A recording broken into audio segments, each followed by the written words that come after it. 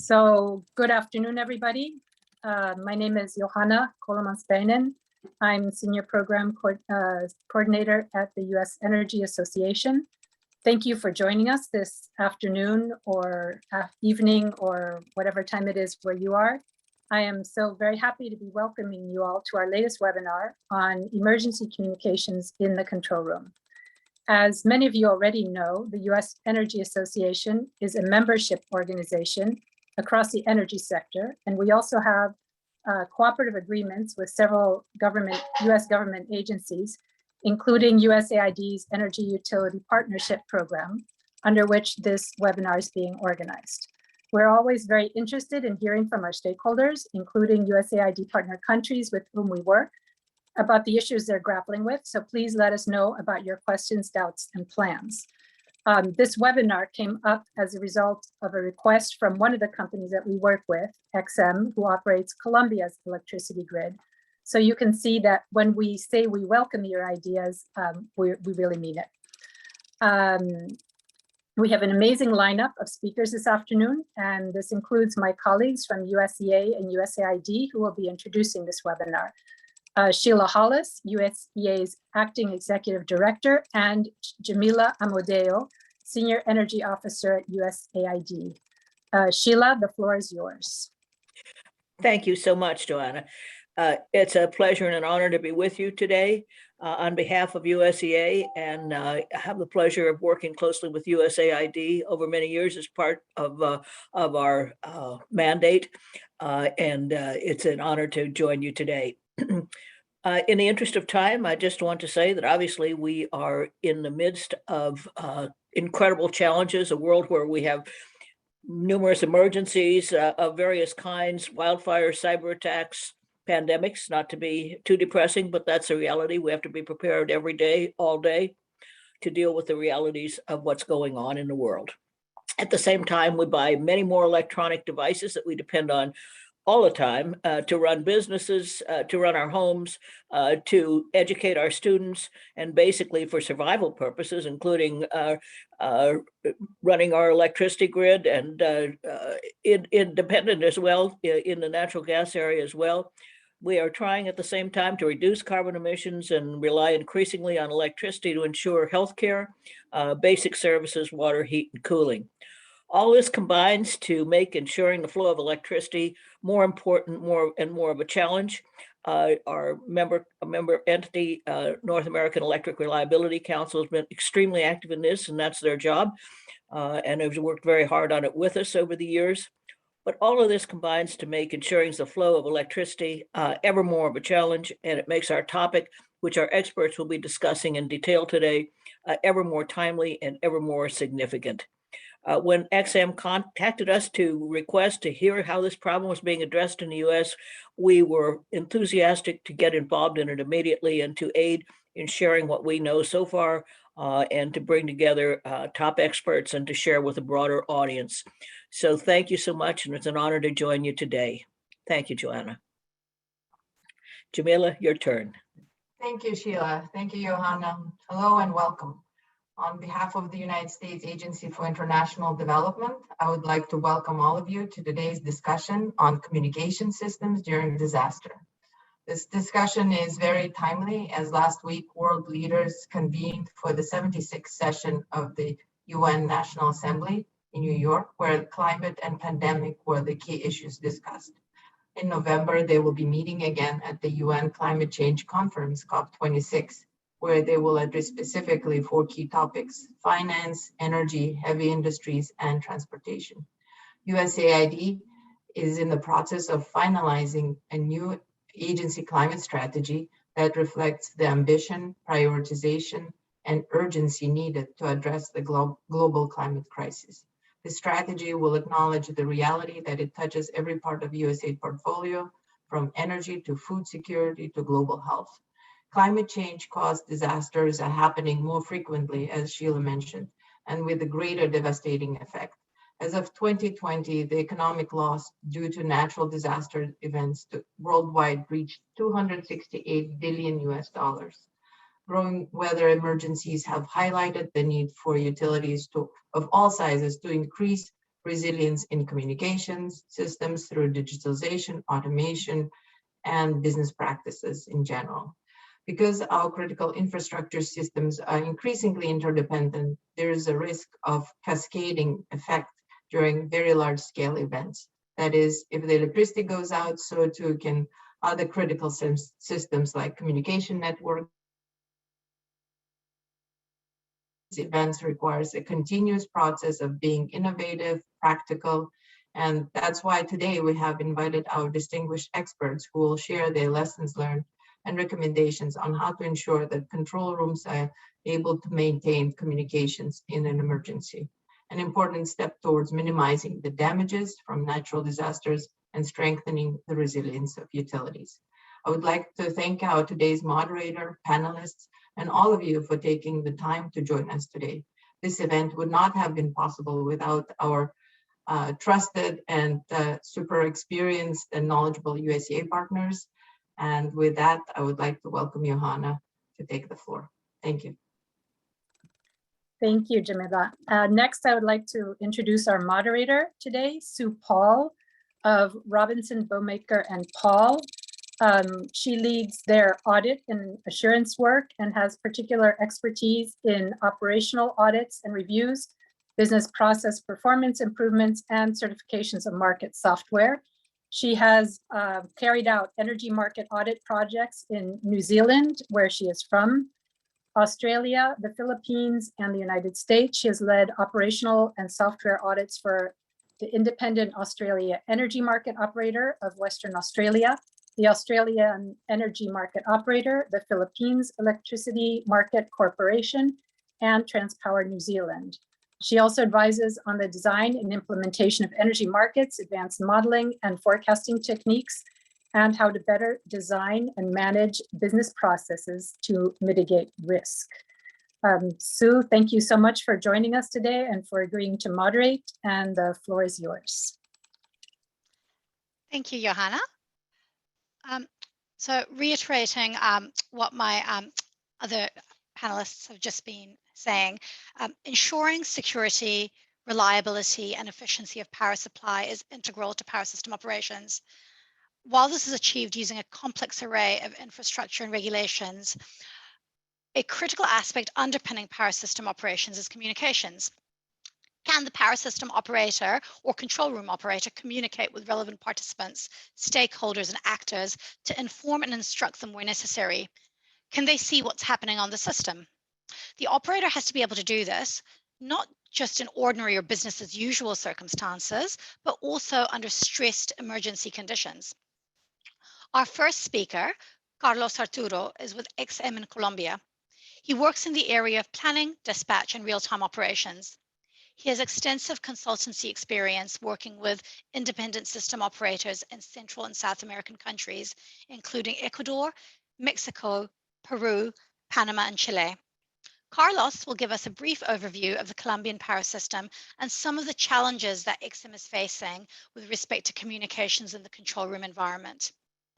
Carlos will be followed by Lance Labrec, who will provide insights on what a best practice communications toolkit for control room operations should look like.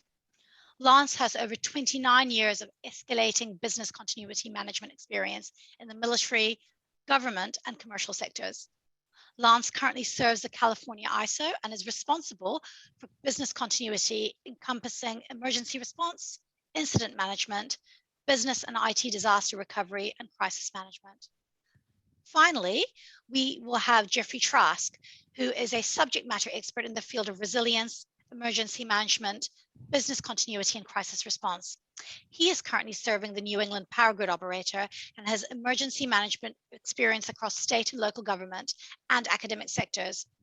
Jeff will be drawing on his multi-sectoral subject matter expertise today to give an overview of best practices in crisis communications more generally. So without further ado, I'm going to hand over to our first speaker, Carlos. Thank you very much, Sue. Please confirm if can you see the presentation, please? I can see it. Yes.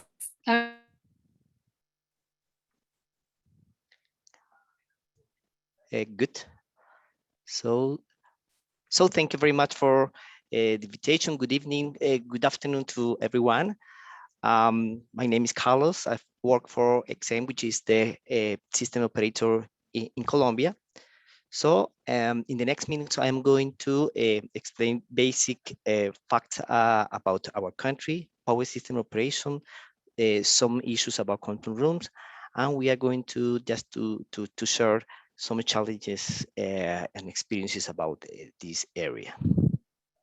So talking about basic facts about my country, Colombia is located in South America. We have 50 million people. We have a quite number of companies in the market. One independent system operator, which is XM. We have a peak load of 10,000 megawatts and annual energy consumption for approximately 70,000 gigawatt hour. As I told you, XM is the system and the market operator. And in the right side, you can see our country. This is the transmission infrastructure.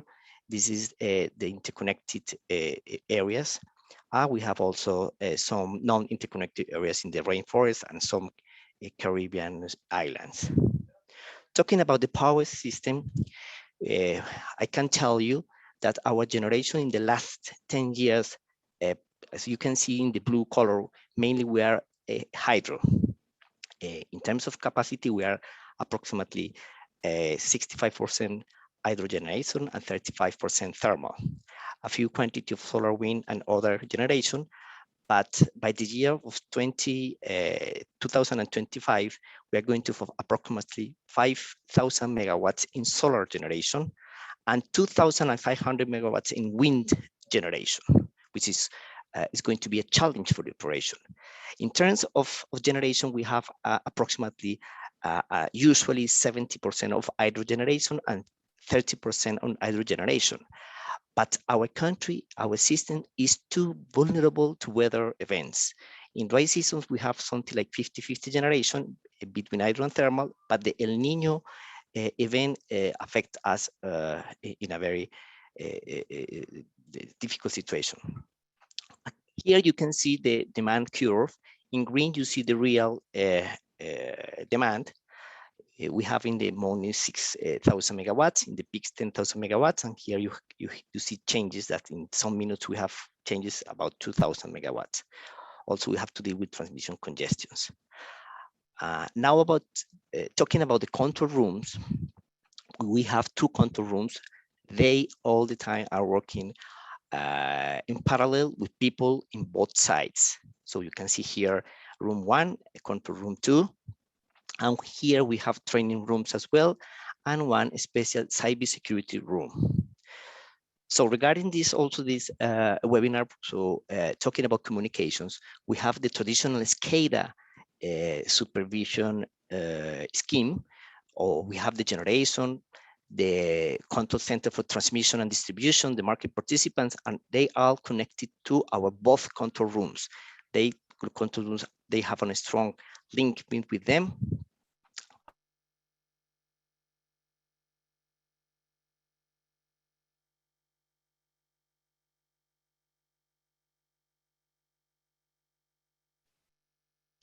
Carlos, are you still there?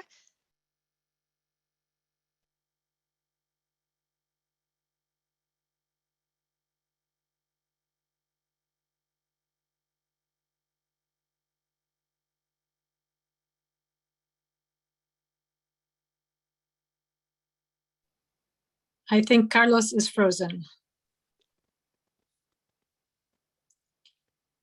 Should we give him another few moments, and otherwise we can maybe start with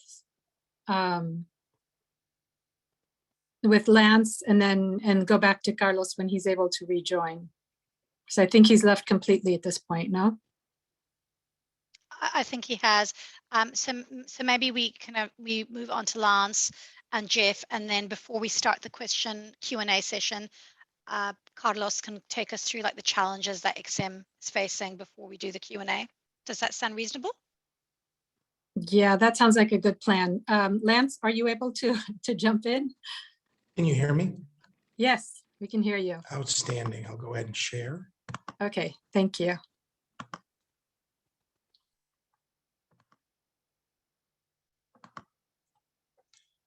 All right, welcome everyone. I have an international audience. This is something that I rarely do. So I will try to slow down in the way that I speak, and I'll read more of the slide because I want to make sure that everybody has an opportunity to really absorb the information that we're providing today. I want to thank the opportunity. One of the things that I find myself doing is I have become a car salesman, and I'm selling cars all the time. It just happens to be for the energy sector. And a lot of the tools, a lot of the things that I'm going to show you today, these are things that have a cost associated with it. But I think if you really look at the return on investment and these times that we live in, you can find that it's really one of those things that of all the times in our past where we've had senior leaders that, you know, don't want to talk about, you know, a tertiary or even beyond that as far as emergency communications, I think now is the right time. And hopefully my presentation will help you communicate that to your leaders. I'll say, what are we going to talk about today? First, I want to talk a little bit about the California ISO, what we do. That way you'll get a sense of, you know, as I tell people, the things that drive us are our education, our experience, and our trauma. And so you'll get a sense of my trauma that I deal with out here in California in the Western US. And that kind of shapes the way that we look at our emergency communications. And then from there, I'm going to talk about how we normally operate when everything is working and how we communicate with our customers. And then when things don't work as designed, then we'll talk about the varying levels of emergency communication that's available that I have listed here. So we have our cellular wireless network, which is basically your cellular phone. We call it plain old telephone service, POTS, which is what we're all used to for us that are over the age, I think, of 35, that we're used to. Those things are going away. Then, of course, satellite communications and the varying types that are available to you and what they both do and what are some of their limitations. Then we'll talk about a little, they call it UHF or ultra high frequency radio. Then we talk about HF radio, which is high frequency radio, and then how we're going to be implementing these emergency communications in our next exercise. So a little bit about the California ISO. We're called the Independent System Operator. This means that we manage a market and we also balance. And so as it states here, reliability of the grid, good flow of energy. I often tell people that, you know, a lot of times what we do here is we are like what they call highway police officers. So we don't handle the side roads or the town roads or some of those other rural areas. We basically just stay and manage the highways. And both that's from a market perspective, which is making sure nobody's speeding and everybody's doing what they're supposed to do. And then also if there happens to be a traffic jam or any other impact to the highway, that we make sure that we're able to keep that flow of traffic, or in our case, electricity, moving. And then last but not least, we've also, over the last 2 years, become the reliability coordinator, which opened up our responsibility from just California to the Western US. We currently have 2 sites. Our main facility basically is 300,000 square feet. It's about 35 acres in size. You all can get on Google Maps and see us and see our footprint. We basically have about 1,000 folks that pre-COVID actually showed up to the office every day. That is then brought down to roughly about 80 people a day on site. Those are folks that we need to either manage the facility or they need to be operating the grid, or they're direct support of either of those 2 things. We're planning on bringing people back starting next week and over the next 4 months as things adapt and change. Eventually, by the end of January, we want to be back to full strength as we were before. However, like all business models, we've adapted a little bit and gone to a hybrid model. So we're going to do both a little bit of on-site and a little bit of off-site. So we'll be definitely working on these type of meetings within the organization, as we have also done externally. Our backup site, we call it the Lincoln facility because it's in Lincoln, California. Again, just get on Google Maps, go ahead and type it in and you can see it. It's basically a miniaturized version of our Folsom campus. Unlike the Folsom campus, where we have a very large office building, which basically houses about 600 staff, both employees and contractors. The point of Lincoln is really to just house our data center, a mirror of our control room, and then our business continuity space, which is roughly about 100 bullpen style seating, and then our emergency operations center. And so that's a 24/7. We call ourselves a hut, meaning that we have half of our operators in Folsom and half of our operators in Lincoln. So if something was to happen, we immediately just mash a button and that control is taken over by the other site. That also works both with our disaster recovery and our IT. And then with that, basically about half of our workforce is on one side of the river, the other amount of our workforce is on the other side of the American River. And so those people would go to those alternate locations in the near term. In the time that I've been here at the ISO, we've averaged about 2 incidents. And what we consider a business incident is when we have to stand up incident command. And my job is to make sure that everybody is trained and they have all the documentation and that they have been tested. And then from that, I'm also the advisor to 3 incident commanders, and I basically make sure that they follow process. In the past, we rarely had to stand up our incident command because those were things that impacted both our facility or it affected our data. However, because of the ever-changing climate, as we talk about this, it has really had a significant impact on California in the Western US. And as such, last year, we actually stood up our incident command for 9 days straight, trying to make sure we kept the lights on. And then this year, we took all of our best practices and was able to implement managing the grid over the summer. And we basically stood up for 7 days, and it was over 3 time periods.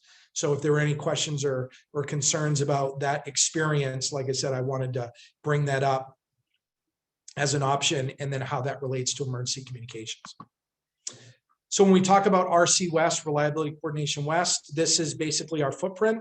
So for those of you that are familiar with the United States, basically we cover about 12 states, most of the areas. Those areas that you see that are in white, for the most part, nobody lives in.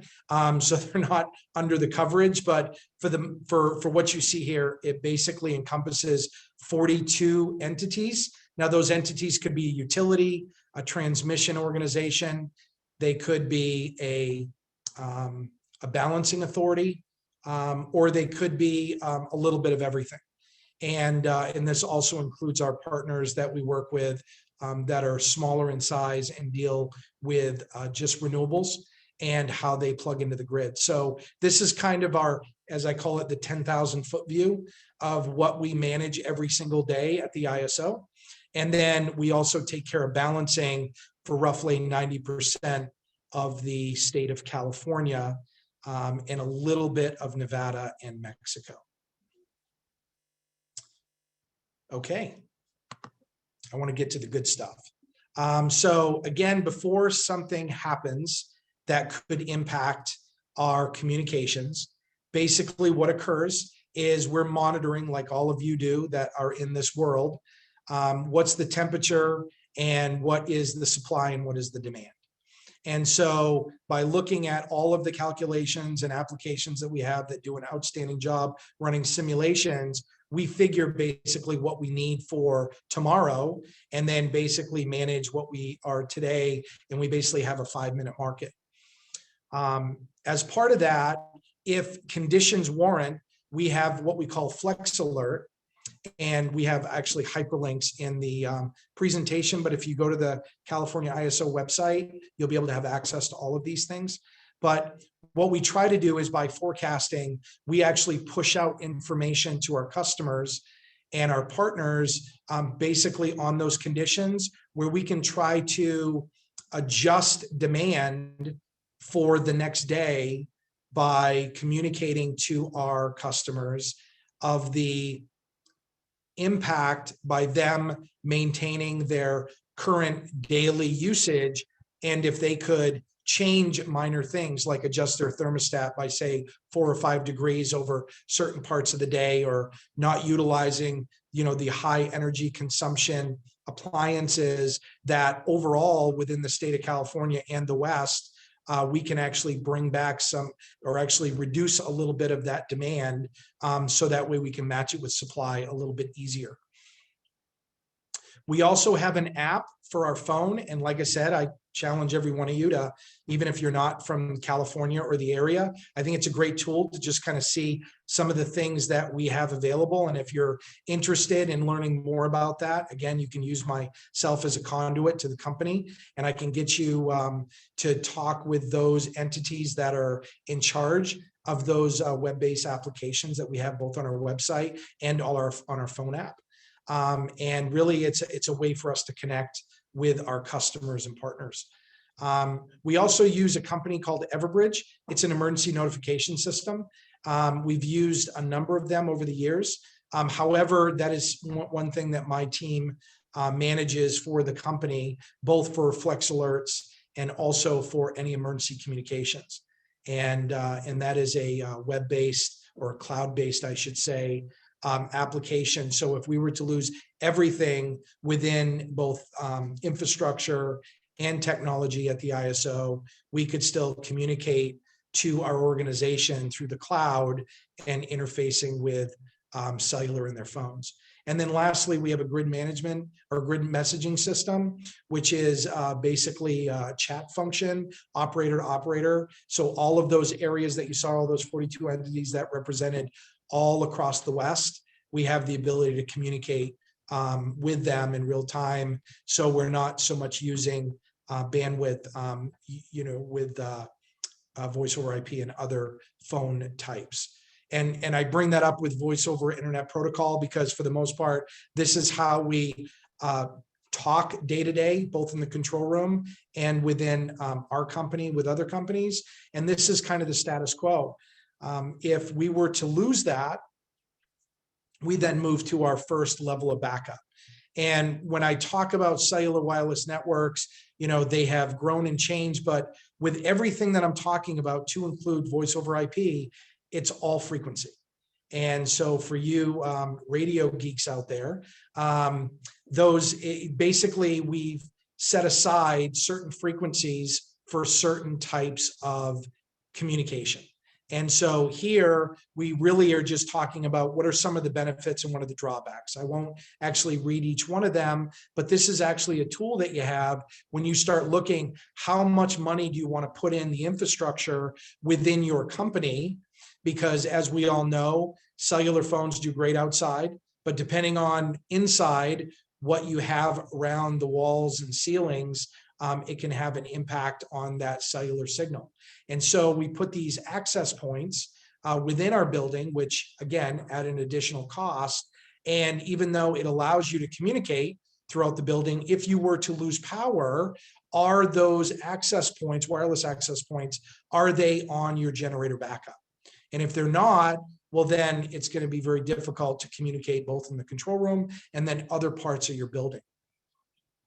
So something to think about. And this is really that primary and alternate that we talk about. Our primary is our voice over IP, and then our backup typically is cellular wireless network. And I know for you folks outside of the United States, some of this information may vary a little bit. However, like I said, I open it up to everybody, you know, and my contact information is available. Give me a call and we can talk about some of your challenges and maybe some workarounds that we have. We have a thing called GETS and WEPS, Government Emergency Telecom, and then also Wireless Priority Service. This is all built on our Homeland Security, basically framework. And so these are things offered to all of the states within the United States and our territories. And this is an additional way that even though if we lose voice over IP within a region, It isn't just businesses that are pushing on those broadband networks, it's everybody. And so what ends up happening is people then go to their backup, which for most people, if their home phone doesn't work, then they go to their cell phone. Their cell phone may even be their primary. So so we don't put too much stress on these towers, the government has the ability to shut off access to these towers, except if you have this additional kind of username and password. And so because we are considered critical infrastructure, all in the energy sector and all critical infrastructure in the United States, we have these two programs. And you can actually go to the CISA website, which is part of Homeland Security, and you can learn more about these things and then basically align that to your home country and what are some of those potential opportunities. This is also a great way for you to have those conversations with your government partners where, again, if this is something you don't have available in your home country, you could actually use this as a way of being able to show some best practice, because I've had a number of situations, not with the California ISO, but when I used to work for a very large defense company where we had a major event. And if we wouldn't have had this tool, we couldn't have communicated both with our customers and our staff. During basically it was a 1 week wildfire emergency. This is plain old telephone service. Like I said, not to age myself, but I remember these. I think my mom still has this in her house. And it's the same phone number that we have when I was growing up. But anyway, the key thing is that because of the fact that your telecommunications is trying to modernize, the result of that is that we can't really have an antiquated system and new technologies. There just isn't a cost benefit there. And so what you end up doing is they provide what we call the last mile of copper, basically 4-line or 4-wire communication.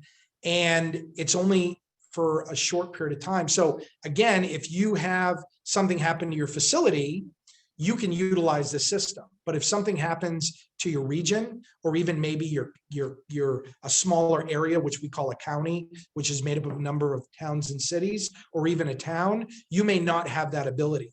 So these things are gradually starting to migrate and go away. So we need to make sure that, one, we're testing these systems, we're communicating with our telecommunications provider, and we're validating as far as how much area is that coverage, because if it's not there, you don't want to be surprised where your operators are using this as a backup and they can't get a dial tone. So again, this is something to bring up with your telecommunication companies. The next is satellite. This is where I say we get into the sexy side of communication, because for a long time, this was something that only governments could afford, militaries could afford, or if somebody had a really large yacht, they could probably afford this kind of communications. The price has really gone down a lot. And as such, it's really opened up some opportunities.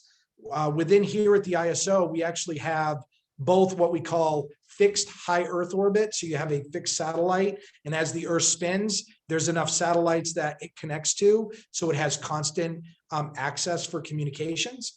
And then we have what we call low Earth orbiting satellites, which there are many satellites that are spinning around along with the Earth.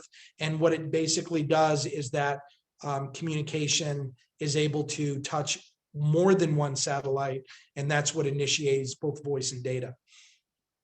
You can go on the internet today and be able to check all this out. We actually doubled our efforts. So instead of just going with one type, we went with both. And we did that for two reasons. One, because we liked the capability we had with our Inmarsat satellite system. However, it was very large and bulky. And so it really wasn't a handset that you could just grab and go. And instead of spending more money on that capability, we felt that we would reinvest some of that money into a secondary, which is using Iridium. And basically we have handsets that we have for the operators where it's on a cradle and it acts just like a regular telephone, where they have a handset and they can call. And but in the case of an emergency and they need to grab the phone and go and actually evacuate, it's a lot less bulky than using other types of communications, to include our Inmarsat, which again is kind of almost looks like luggage because of the varying capabilities.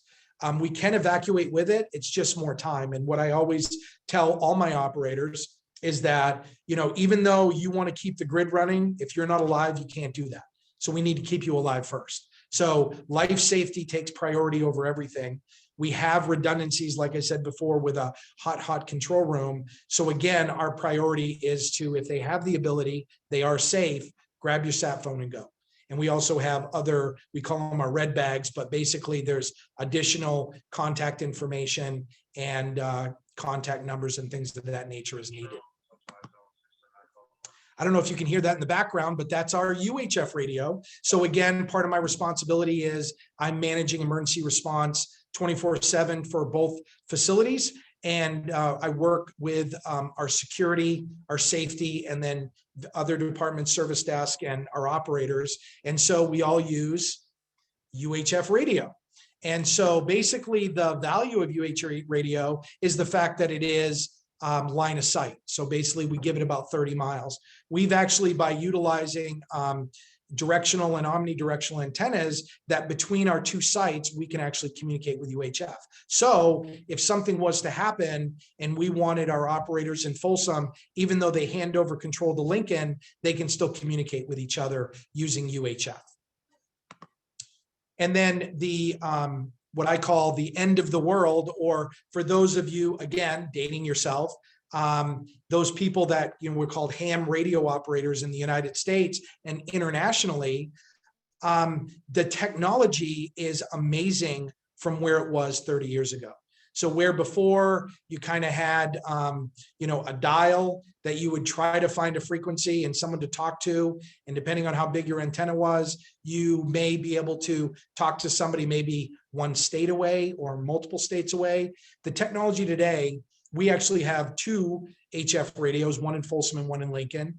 And currently I can talk to Maine, which is our most northeastern state in the United States, and I can talk to Hawaii. And so given the size and scope of the technology and the antenna, basically this is not line of sight. This actually bounces off the ionosphere.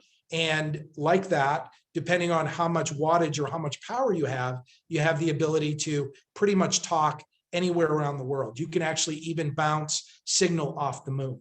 So for all of you radio geeks out there, you're probably giving me a thumbs up because a lot of people don't know that. But these are things and technologies that you have.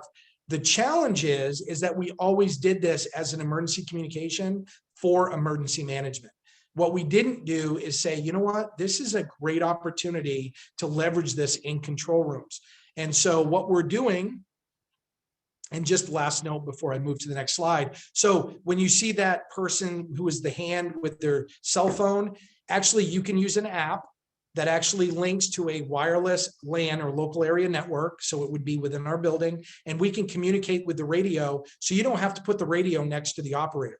The radio can be anywhere in the building. And by using your, not the internet, but the intranet within your current local area network, you have the ability to communicate where you just mash your finger on your phone and you're able to talk. So I think that's an added thing. Plus, you can do email, you can do small files. So it isn't just about voice. It isn't just about talking, but you can actually push information to other, in our case, as an RC, to other balancing authorities, and then also to other utilities and other entity partners that we have.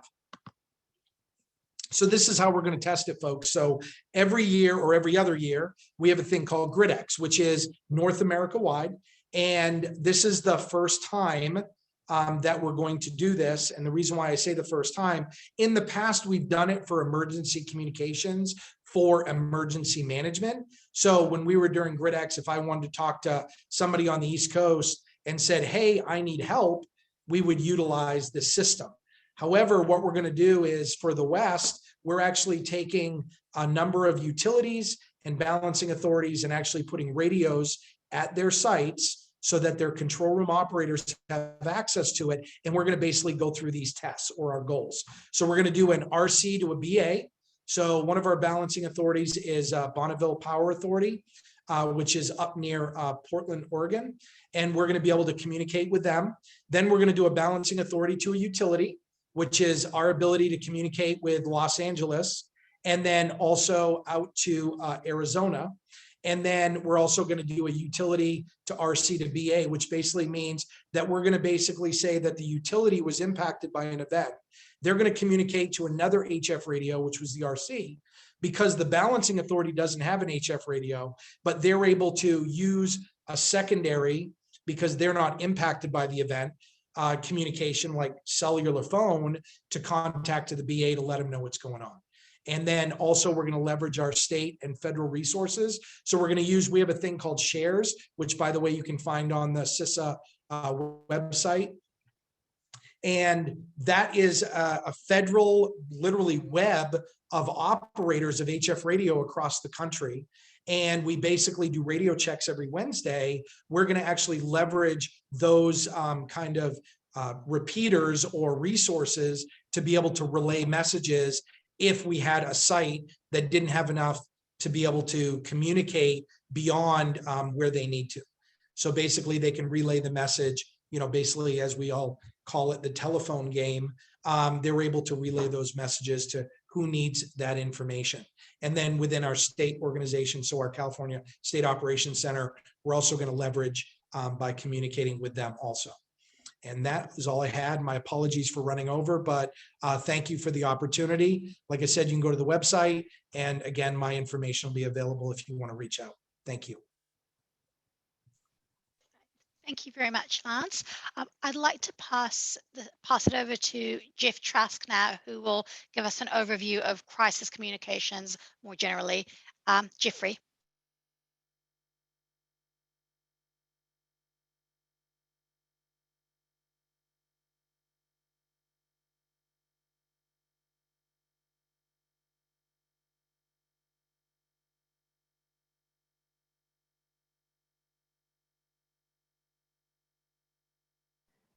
Maybe muted? Yeah, we can see your slide, Jeff, but we can't hear you. Okay, there I am. Sorry about that. I was looking for the controls.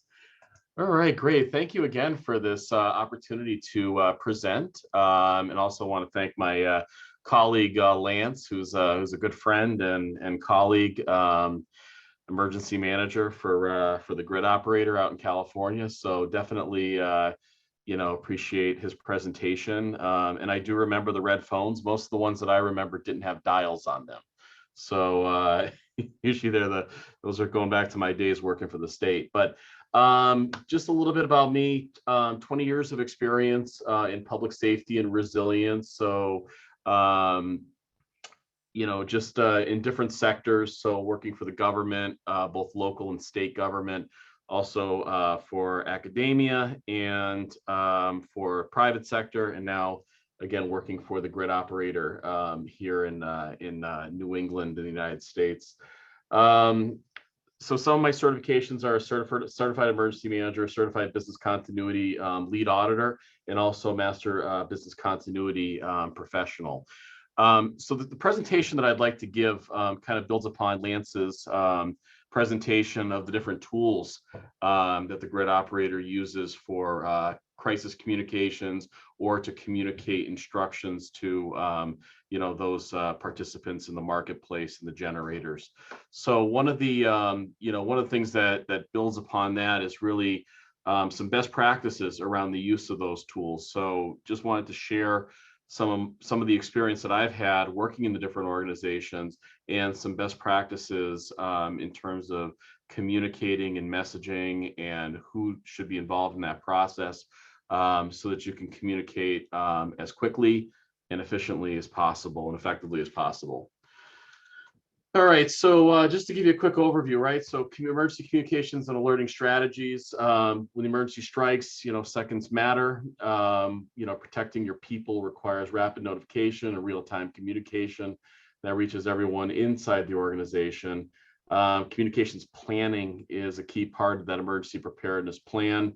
Think of this plan as a toolkit. By having the right tools at your disposal, such as Lance brought up, you'll be better prepared to address any situation you face.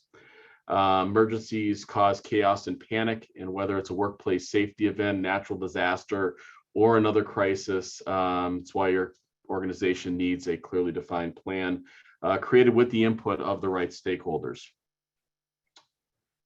So when starting your emergency preparedness planning process, you're bringing together all of the right stakeholders, should include your emergency management team, communications team, and any other relevant people in your organization, depending on the hazards that you face.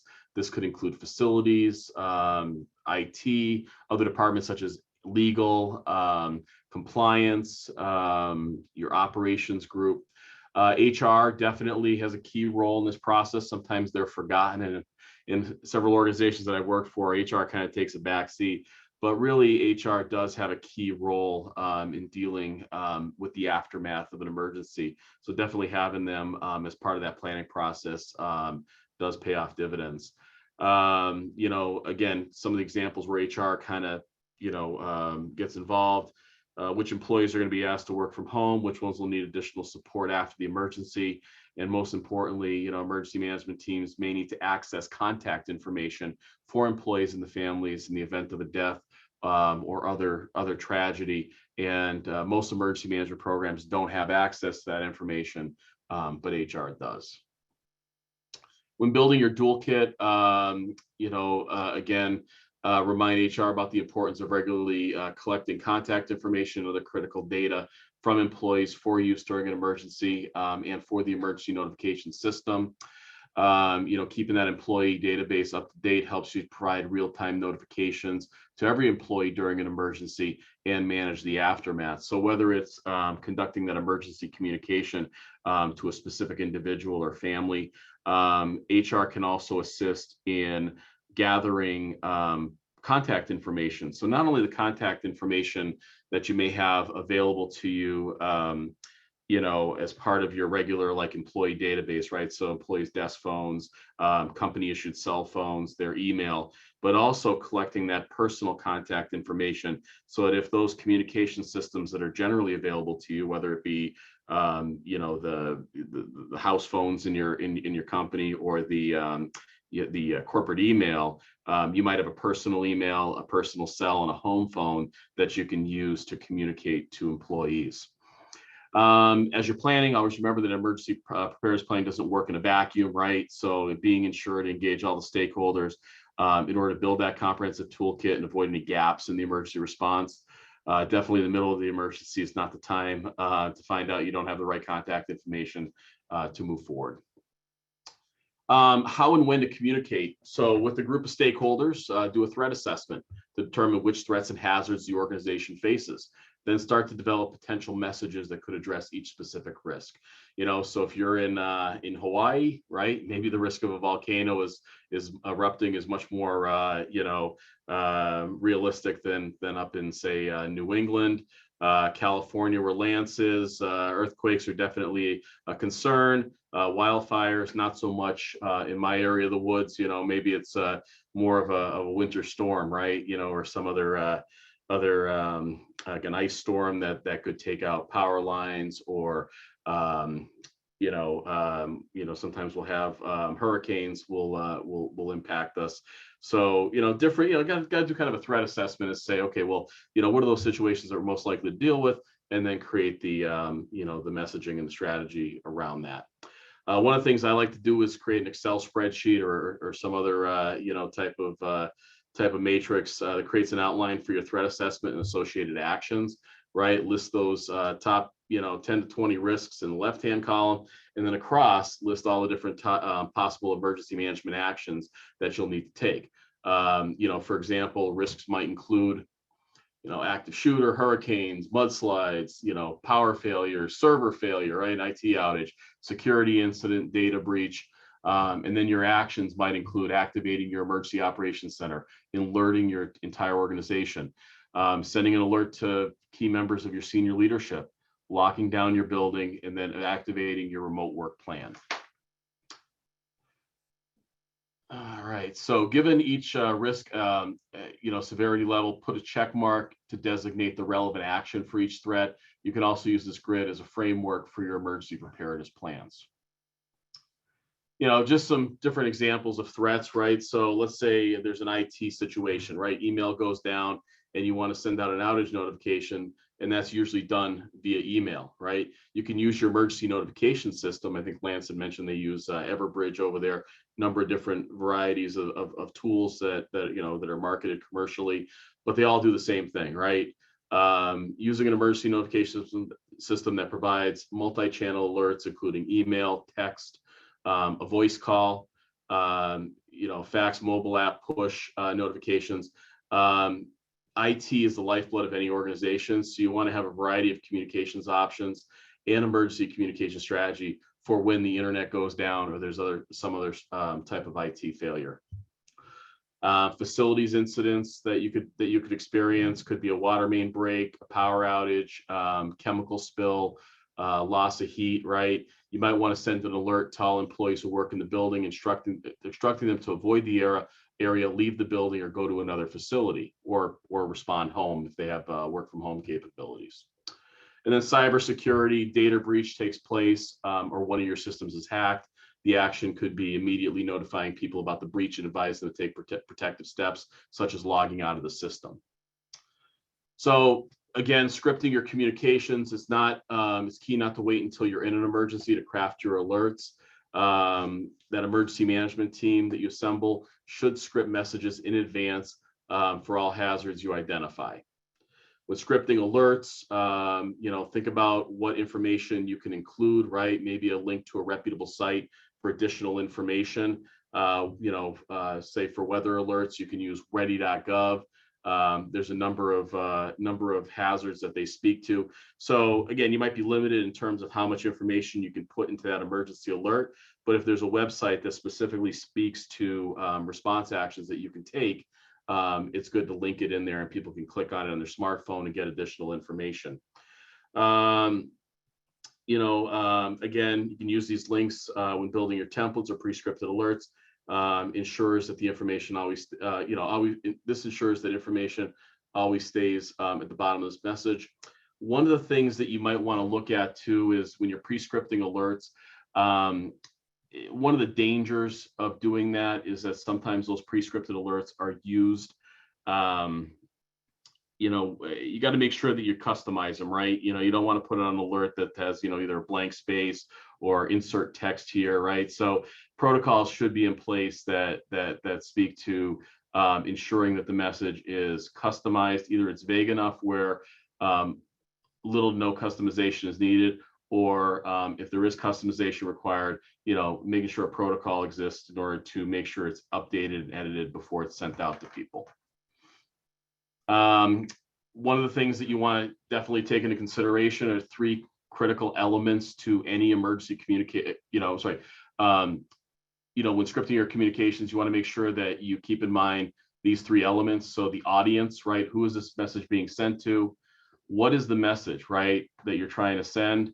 And then the mode, how do you want to send it, right? So do you want to send just a text message? Do you want to send an email? Do you want to have people's phones ring and a voice message delivered? Or do you want all 3, right? Those are the common ones that you use. And then the severity of the message and the situation will determine whether or not, you're going to use all of those different modes. Maybe in the beginning, when the emergency first happens, you want to cast the net wide and target, all 3 different modes. But as you're issuing updates, maybe you just want to send text messages or emails because you don't have that sense of urgency anymore.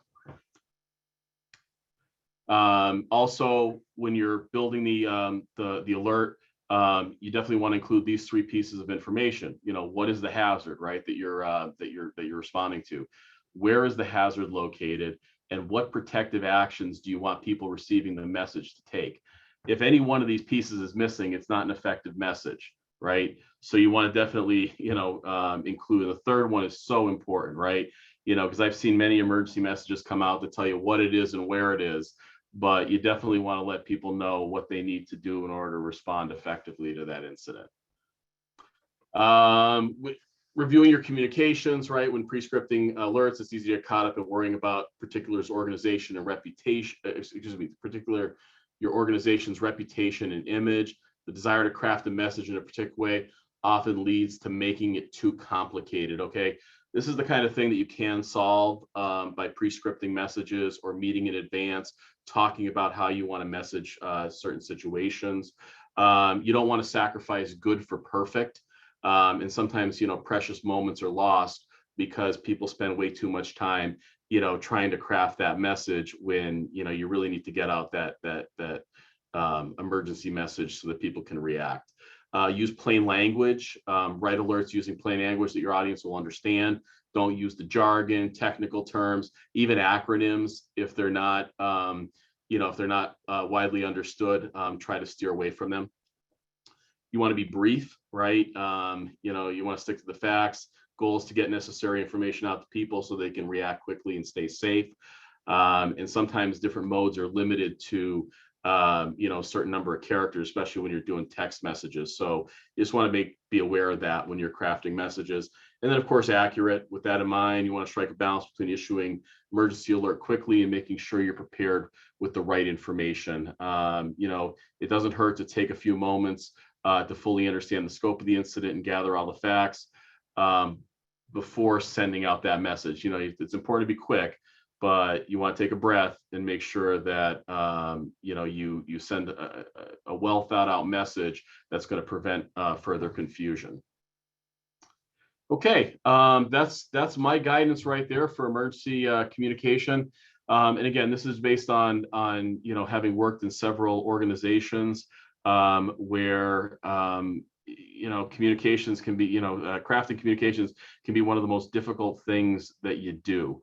So my general advice is, plan well in advance, involve as many stakeholders as possible before the incident occurs, work with your local stakeholders, whether they be your local governments, first responders, to ensure that not only do you build relationships in advance, know who to talk to during an incident and how to best reach out to them, but also to have all that information in advance.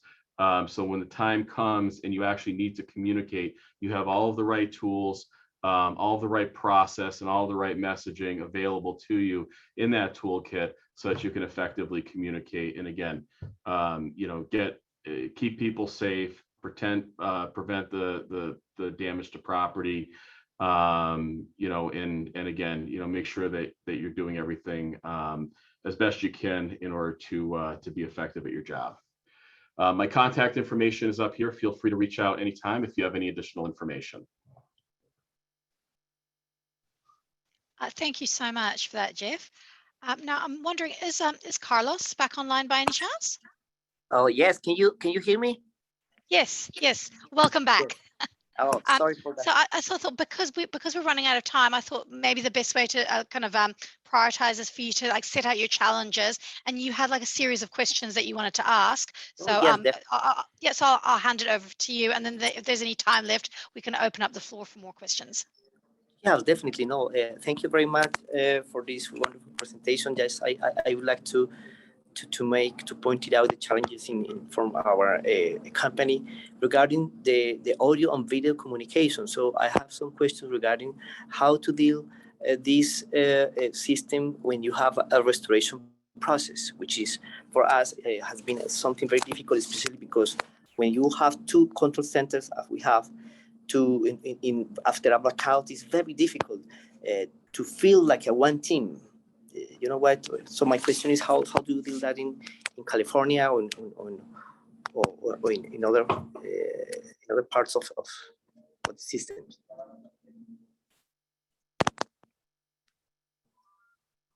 Can you hear me? Yes, I can hear you. Jeff, Lance, did you get Carlos's question? I did. And Jeff, did you want to start or do you want me to? I missed the question. Can you please repeat it for me and I can answer?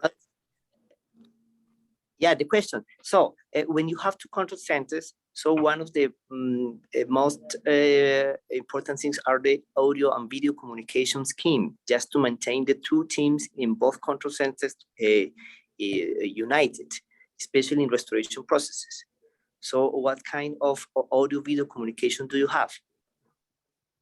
Okay, yeah, no, happy to answer that. So I think that one of the ones that we were is well, we use WebEx, right? That's our preferred tool, but we'll set up a point between them in order to again have that face-to-face communication and real-time communication.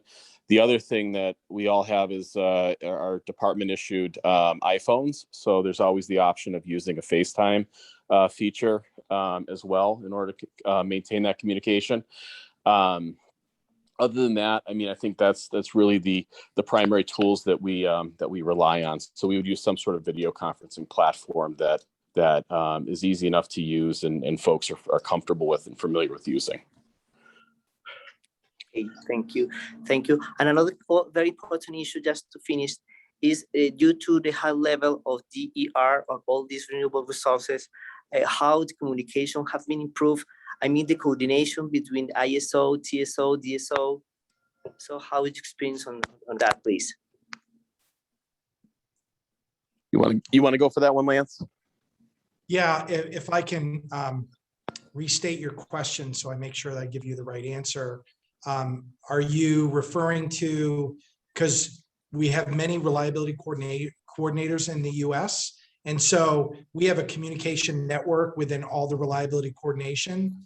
And then with that, we also have communication with the other balancing authorities that we have and other utilities. So think of it like a spider web, and the way that we communicate all those emergency communications tools that I talked about, everything up until UHF and HF, everybody within the United States has, right? So everybody has voice over IP, everybody has plain old telephone service, everybody has cellular, everybody has satellite, because those things are driven for the most part by our regulators. However, the new things, the things that I'm trying to drive is an additional capability of utilizing UHF and HF in that capability. But we do consistent testing and as part of our regulatory requirements to make sure that these things work. So there's like a weekly satellite phone call that's done to a variety of different layers of the organization. So that's how we're able to make sure that it's going to work when we need it. And then to your first question that you asked about how do you deal with your control room to control room? And like I said before, we're what we call hot. So we actually have operators that are communicating with each other in real time during each 24-hour shift, right? So, or I should say 12-hour shift, 24 hours a day. And so the hard part is how do you build resiliency and those other things that happen, which I think are more the social aspect of team and how you have that teamwork. And we're very blessed that our operators are close enough between our control centers, because it's about 25 miles between the different ones. So we can actually rotate them. So we rotate teams, we rotate people. And I know for other organizations that are on this call, it's a lot harder to do because our backup site used to be 7 hours away. And it was a whole different model in the way that we communicated and we worked together, control room to control room, in that, and it was a lot harder. So I think a lot of it is just by identifying, what those potential hazards are within your organization and with your teams, and then try to mitigate that with some of the tools that Jeff brought up by utilizing webcasts and other ways to try to build resiliency across your organization, when you need it, which is during an emergency. So, thank you. You're welcome. I don't know, Sue, if we have time for more questions. Plenty of questions. Sure thing. So we had one in the Q&A, so I'm trying to bring that up now. Here we go. So this one was from Michael Munir Abdelmalak, and there's 4 questions here. So the first one is, what are the communication requirements for interconnected power grids across different states of countries to cope with the extreme events? Michael, can I get some clarification there? When you're talking about communication requirements, are you referring to like regulatory communication requirements?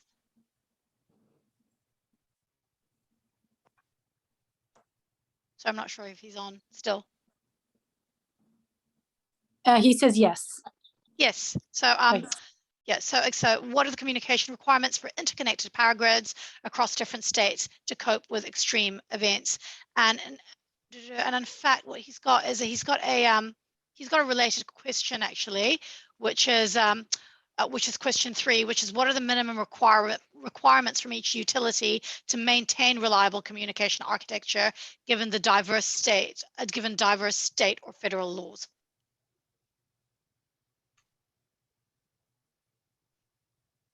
You're going to have to call on us.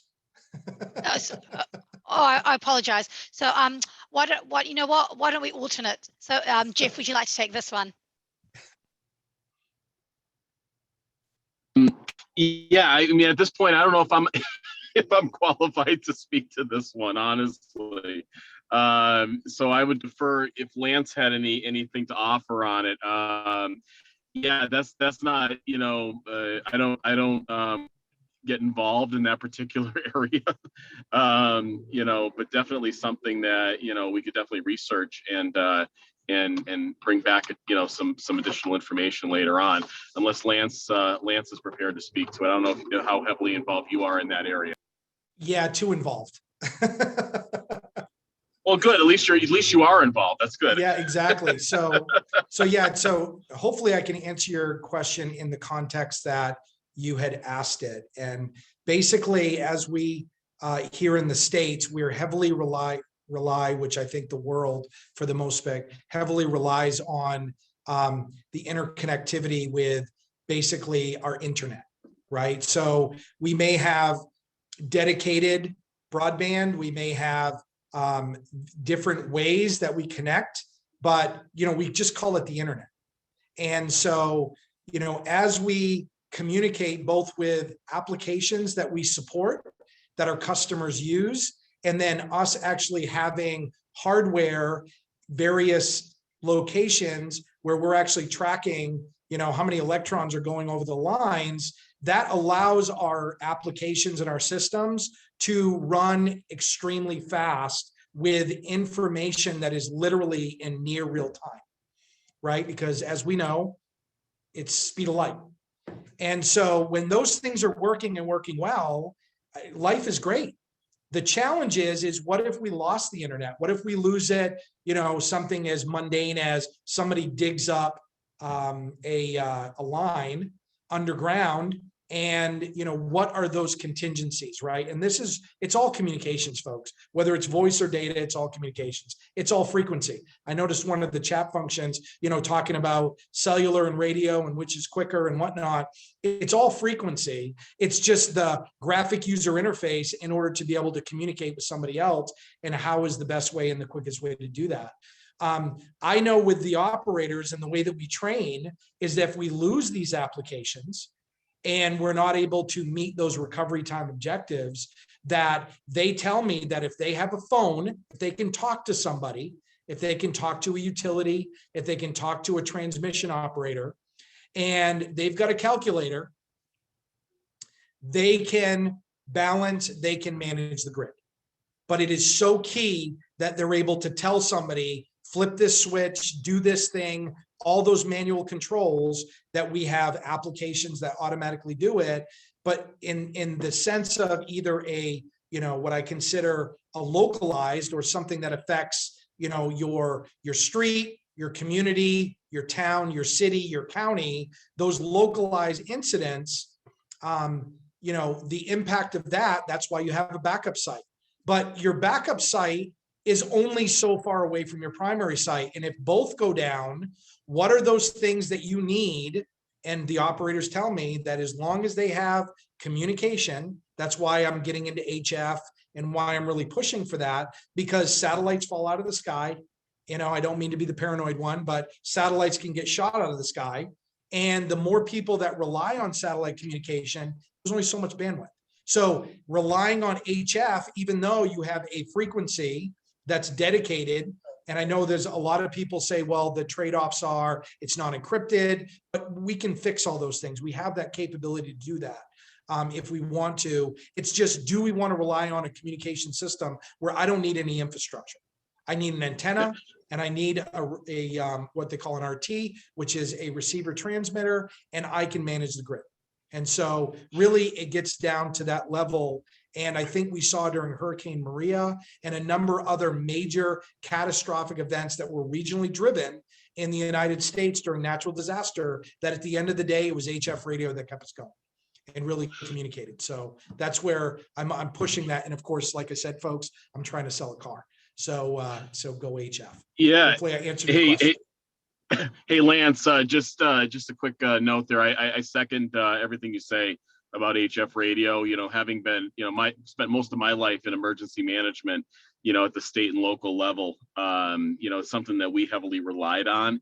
And I really think it's great that this sector is really embracing it. And Lance, through your work with the GridX exercise coming up, being able to promote that and demonstrate its effectiveness. So I really have a lot of respect for that technology and some of the advances that have come as of late with that technology. But it's something we used back in the 50s as a communication of last resort, and now today. So definitely something that I'm a big fan of.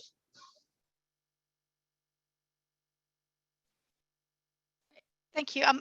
I have a question which Carlos had sent through yesterday, actually, which is quite a good one. Carlos was asking, how often and realistic are the grid security exercises, and do they include just communication failure, or do they also simulate significant blackout events, which would trigger system restart, for example? So I guess that's probably more appropriate for Lance, given you're about to embark on one of these. Thanks, Sue.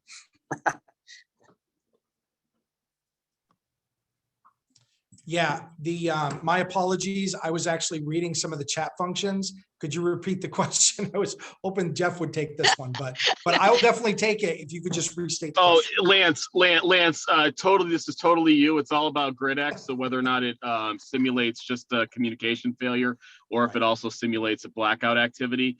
And I would say yes and yes for both, to answer that question. But Lance, you're intimately involved in the planning of this, so I think you can maybe speak to absolutely. Just the magnitude, I think, of the incidents that are tested and the failures that are tested as part of this drill. Absolutely. So real quick, folks, because this is something where we're all learning. Even people like myself, like my bio says, I ran 400 incidents around the world, and they highly varied. But one of the biggest challenges here at the ISO is when everything is fine where I am and really bad things are happening somewhere else. And how am I able to bring, in this case, the right level of support and those resources to other entities or other customers that I have? And in that case, I can't actually go anywhere.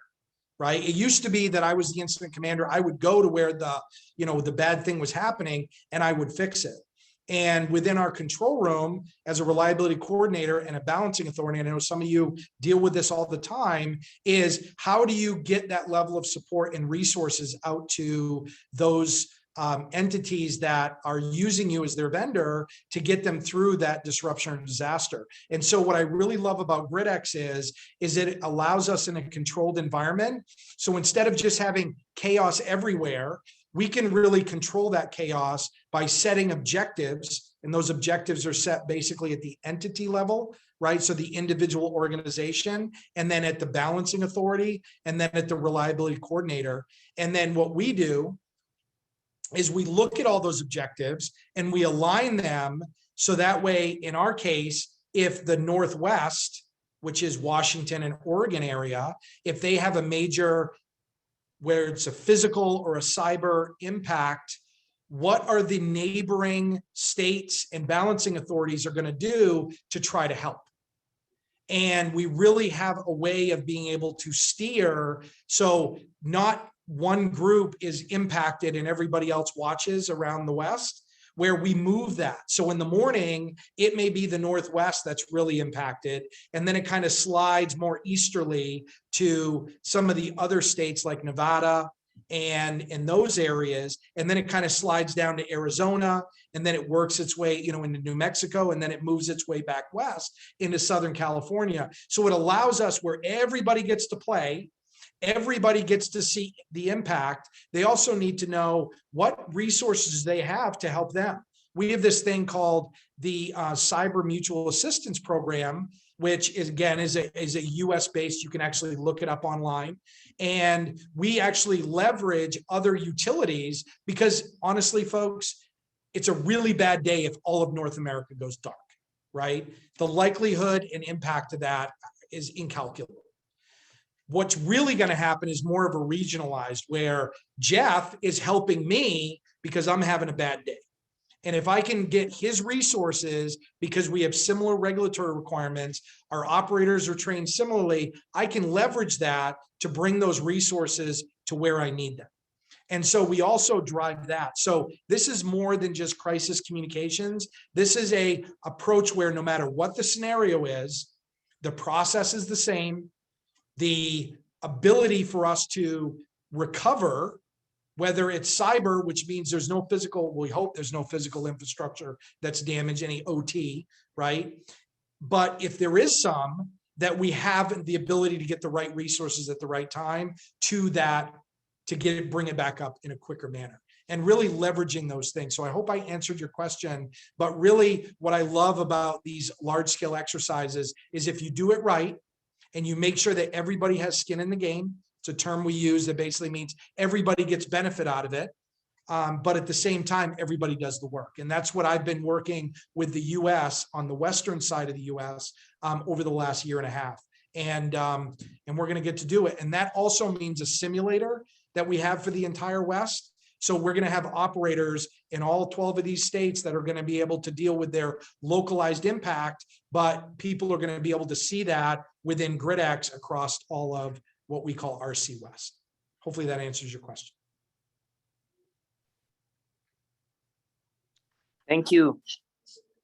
Johanna, can I do a quick time check for you? How much time do we have to take additional questions? I think we're going to have to call it a day at this point. I was calculating until about 5:15 Eastern time. Yeah. So maybe I had better wrap up. I copied the questions in the Q&A and in the chat, and we'll try to get back to maybe answer those all in the sheet and get that out to everybody. I apologize that we didn't have more time to finish all of this. So I'm just going to close now quickly. Thank you all so much. This has been very interesting. We should have scheduled an hour and a half for this, probably. But we hope you enjoyed this webinar. We hope it was informative. And we'll be sending out a link to the recording so that you can listen to it again. And for those who may have missed it. Also, if we have permission from our speakers, we will also be sharing PDFs of the presentations to everyone who signed up for this webinar. And we hope you have a great rest of your day, evening, or afternoon, wherever you are. Take care and keep safe.